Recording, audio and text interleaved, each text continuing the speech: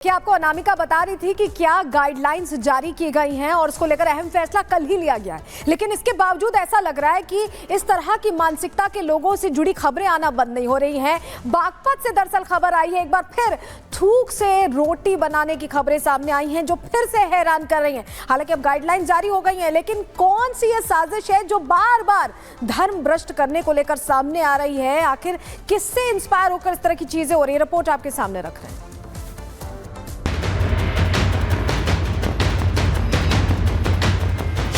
खाने के साथ जहरीली साजिश, रोटी पर थूक, फिर सामने आई घिनौनी करतूत। ये घिनौना वीडियो यूपी के बागपत का है। टटीरी कस्बे में बने इस ढाबे में एक शख्स रोटी पर थूक लगाता हुआ दिखा।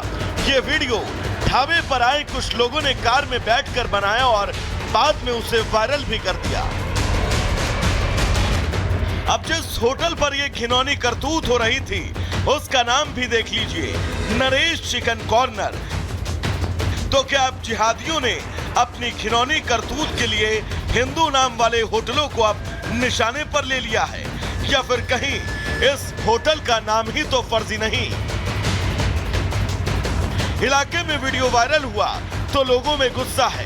पुलिस ने भी वायरल वीडियो पर तुरंत संज्ञान लेते हुए रोटी बनाने वाले शख्स को हिरासत में ले लिया। पूरी घटना को लेकर पुलिस ने एक ट्वीट भी किया जिसमें पुलिस कह रही है कि वो आरोपी से पूछताछ कर रही है। पुलिस की कार्रवाई तो जारी रहेगी, लेकिन अब सवाल भी वही का वही है।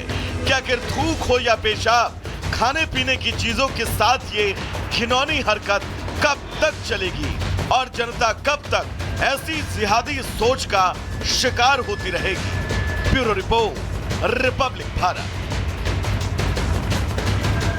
तो थूक जिहाद के विरुद्ध यहां पर योगी का युद्ध है, लेकिन ये युद्ध छेड़ने की नौबत क्यों आई? दरअसल बताते हैं आपको दरअसल सिलसिलेवार तरीके से। देखिए किस तरीके से यहां पे जो घटनाएं निकल के सामने आई हैं।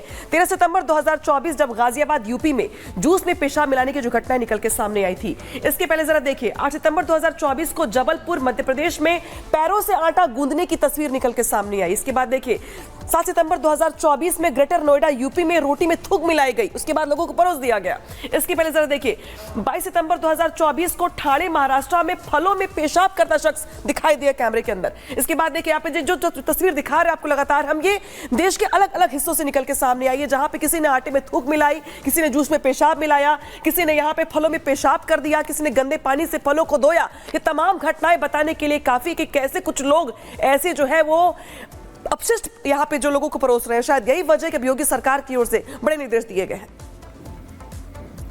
और चलिए अब अगली खबर आपको बताते हैं। उत्तर प्रदेश में नवरात्र के मौके पर भव्य आयोजन किया जाएगा। योगी सरकार की तरफ से यह आदेश जारी किया गया है कि यूपी में जितने भी शक्ति पीठ है वहां पर अलग अलग तरह के कार्यक्रम होंगे। दुर्गा सप्तशती का पाठ करवाया जाएगा।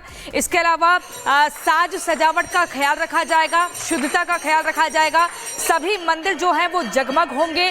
इस तरह के निर्देश सभी जिलों के डीएम को दिए गए हैं।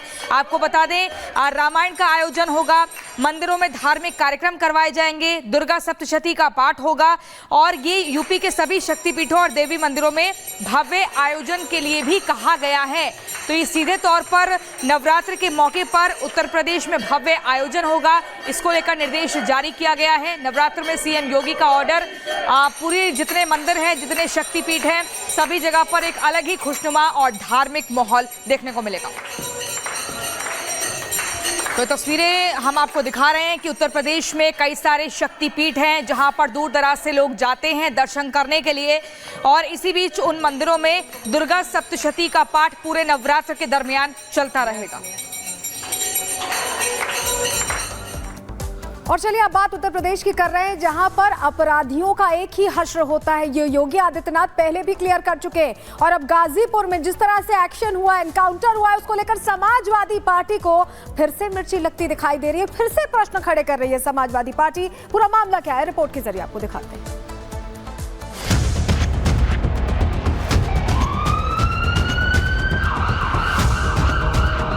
अपराधियों कान खोलकर सुन लो।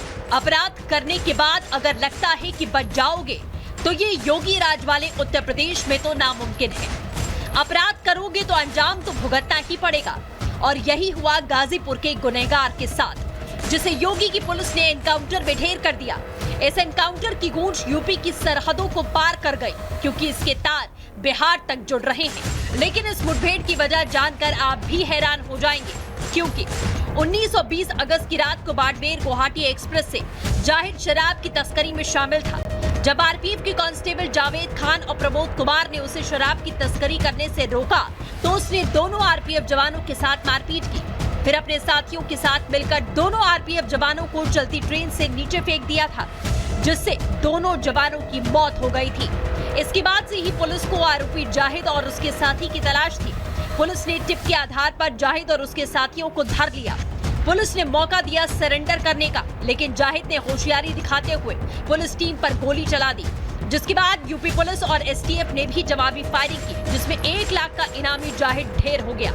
घेराबंदी की, तो घेराबंदी के दौरान उसके द्वारा पुलिस पर फायरिंग की गई, जिसमें 2 जवान पुलिस के घायल हुए और जवाबी फायरिंग में इसके ये भी गंभीर रूप से घायल हुआ। चिकित्सकों ने इसको मृत्यु इसकी डिक्लेयर की है, तो अन्य वैधानिक कार्रवाई इसमें प्रचलित है। ये तो जाहिद था जो लूट, मारपीट, तस्करी के कई मामलों में आरोपी था, लेकिन ऐसा ही हश्र सुल्तानपुर डकैती के आरोपियों का हो चुका है और बाकी फरार आरोपी जान बचाकर भाग रहे हैं, जिसमें फुरकान और अरबाज हैं। रिपब्लिक ने फुरकान के गांव जाकर तफ्तीश की। फुरकान का ये घर है, घर की तस्वीरें हम आपको दिखा रहे हैं। फुरकान के परिजन हमारे संग मौजूद हैं। फुरकान से कब आखिरी बार बात हुई आपको? 28 अगस्त को सूरत में तारीख थी, वहाँ पे गए थे। उन्हें फर्जी फंसाया जा रहा है। मुझे पता नहीं है फुरकान कहाँ पे हैं और मुझे डर सता रहा है कि कहीं उनको अनुज की तरह उनका भी इनकाउंटर कर दे। यही हाल अरबाज के गांव में भी है, जहां घर सूना पड़ा है। अरबाज के घर हम पहुंचे हैं। परिवार के लोग ज्यादातर नदारद हैं, केवल उनके जो बताए जा रहे हैं वालिद हैं वो यहाँ पर मौजूद हैं। कहाँ है अरबाज? कुछ बातचीत हुई है आपकी? अरबाज से हमसे कोई बातचीत नहीं हो पा रही, 1 साल हो गया। एक बार आई है आपके पास पूछताछ करने के लिए? 1 बार आई थी, 1-2 बार आई थी, तो बताया था कि लूटपाट हुई है सुल्तानपुर में, और उनका कहने का मतलब उसमें अरबाज भी हैं। अपराधियों में ये सन्नाटा इसलिए है क्योंकि उनके कानों में योगी की पुलिस की गोली गूंज रही है, और ये होनी चाहिए कि योगी के यूपी में अपराध करोगे तो दर दर भटकोगे या तो ढेर हो जाओगे। Bureau report, Republic Bharat.